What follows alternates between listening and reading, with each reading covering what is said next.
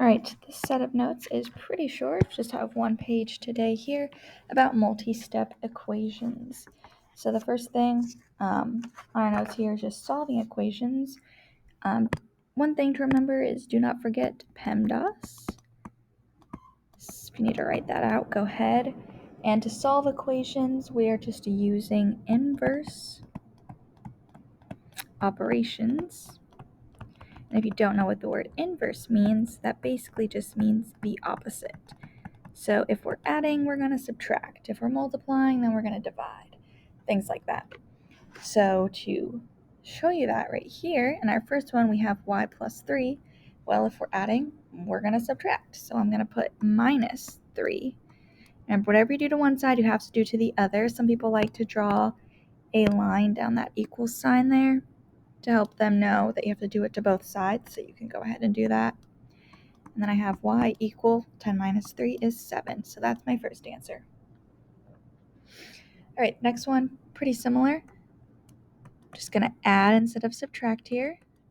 Doing my opposite operation so that I get t equals 20. All right, so here's some multiplication and division one. So I have 8x equals 56. So this is really like 8 times x. 8 times x. So the opposite of multiplication is division. So I'm going to divide both sides by 8. And I get that x equals 7. Now here I'm dividing. So this can kind of be seen as x divided by 7. So if I'm dividing by 7 on both sides, I'm now going to multiply by 7 on both sides. And I'm going to get that x equals negative 28.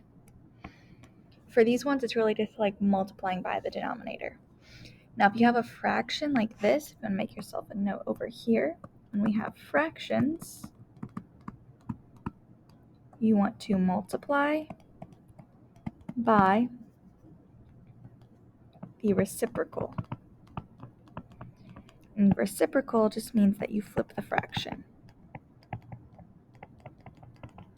So if I have 3/4, I'm actually going to multiply both sides by that flipped fraction, 4 over 3. Now when you do that, these just cancel out and you're left with just x.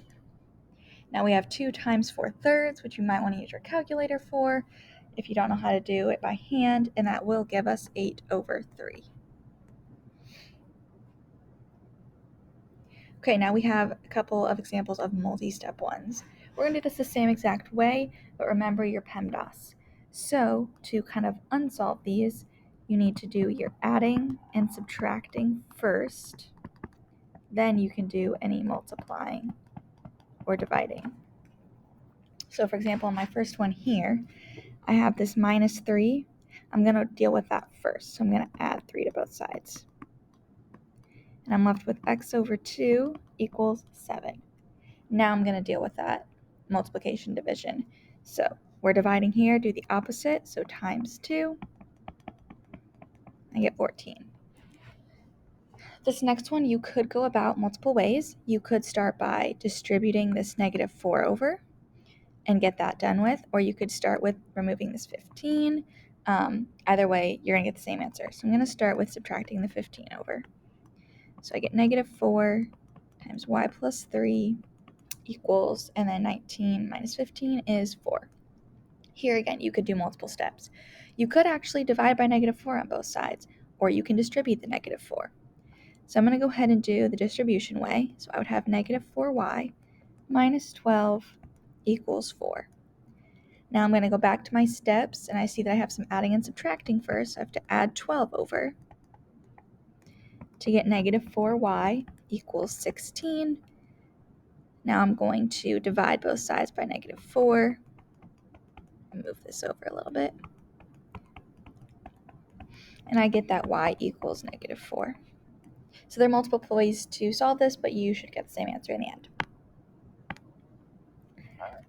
Okay, this last one here, probably the most difficult one. So this one, I'm going to need to start with distribution, because if I move this 5 over, there's nothing really to combine it with yet. So that's why I need to start with distribution. So I'll have 2x plus 4 minus 5 equals 3x plus 3. Now I'm going to simplify my left side first by making this become 2x minus 1 and then equals 3x plus 3. Now, as we can see here, I just have addition and subtraction, and it doesn't really matter where you start. You could add the 1 over, or you could subtract the 2x over. It doesn't really matter. So I'm just going to start by adding the 1 over, and then I will get 2x equals 3x plus 4. Then I need to make sure that my x's are all on one side. So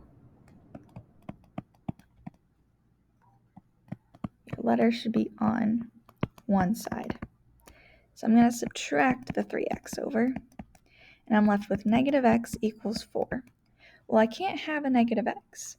If you get a negative x equals something, you have to essentially divide by negative 1, which is going to give you x equals and then whatever you have as a negative number. So technically this is really x equals negative 4 instead of negative x equals 4. And you can always check your answers on these by taking what you got and plugging it back in for the letter, and you should get the correct answer. And that is all